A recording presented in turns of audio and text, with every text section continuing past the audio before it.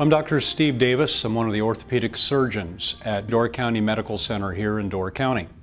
We want to talk to you about our program that we've invested a lot of time and energy and a lot of enthusiasm into as we go forward with this whole process of making the Bone and Joint Center here in Door County the best in the area.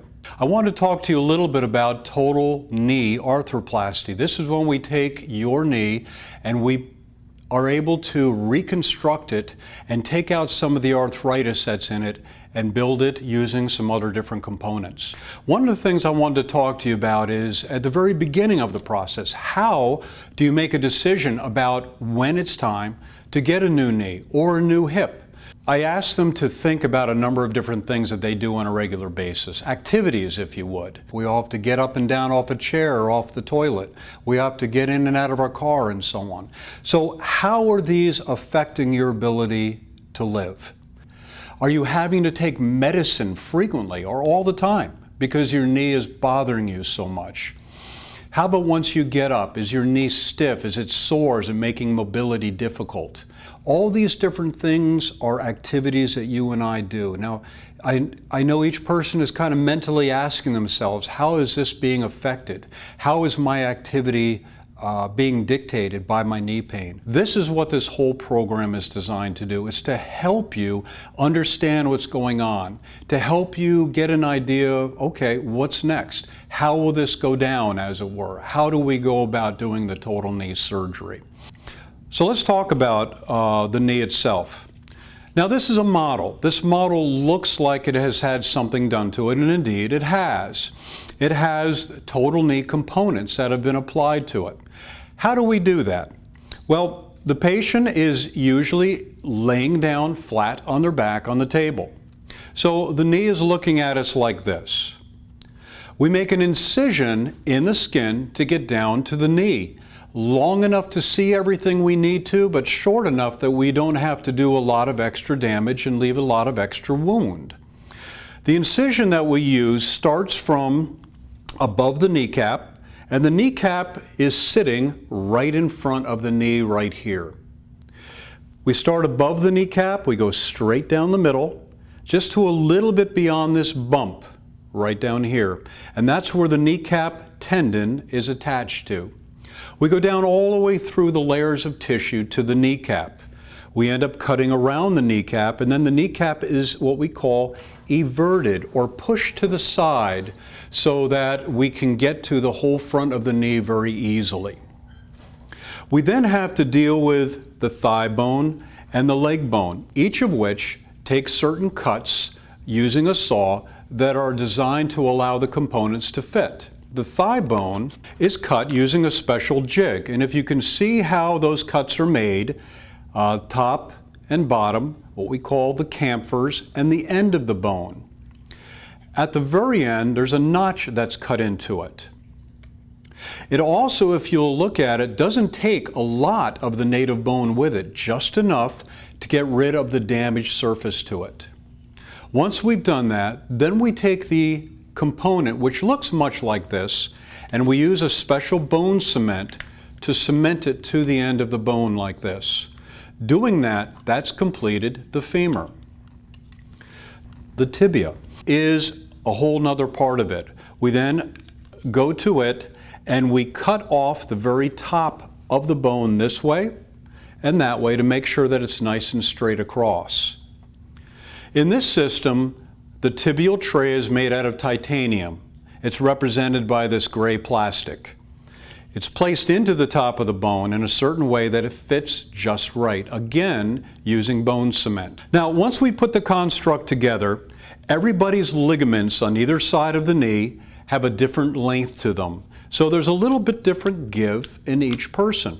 These shock cords in the side of this model represent the ligaments on both sides of a person's knee. Everybody's ligaments are a little bit different in length. So the plastic portion here has different thicknesses given to us by the manufacturer. And we put a little thicker or thinner one in there depending upon how much slack there are in the ligaments. That becomes your new bearing. It's made out of a special high density plastic that allows the knee to slip and move much like the native knee did. It also has a tang on the top of it that takes up the slack for some of the ligaments that allow the knee to move without dislocating or something like that. The other thing we deal with when we're working with the knee is the kneecap. Now, as you saw me demonstrate, the kneecap is sitting right in the very front of the knee, right here. A lot of times the kneecap has a lot of arthritis to it, so we turn it over and look at it. If the arthritis is such that it really needs a new surface placed on it, we shave off the bottom of the kneecap, sometimes 8 to 10 millimeters of bone and cartilage, and we place a plastic insert on it that has a very gentle hump configuration. That fits back in the front of the knee and will run up and down in this groove that is designed to fit in. That allows us to resurface all the different parts of the knee. We take the wound, we bring it back together again. We sew usually underneath the skin, or if the skin is very fragile, sometimes we'll use staples to bring the skin edges back together again. We'll put a dressing on it that allows us to start moving the knee pretty quickly, either something called Aquacel or Tegaderm, or one of the other types of dressings like that. And then the whole knee is finished. Some of the things we have done recently with our program is instituted two things that we felt have really helped this whole process. One of the things is called tranexamic acid. We give this to the patient, either put it in the wound or give it to them IV, and we found that it markedly decreases the amount of bleeding during a total joint or a total hip procedure.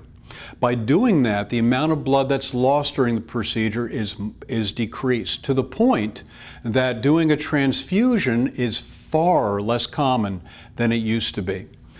The other thing we do is, as we're doing the total knee, we use a special injection of a mixture called a pericapsular injection.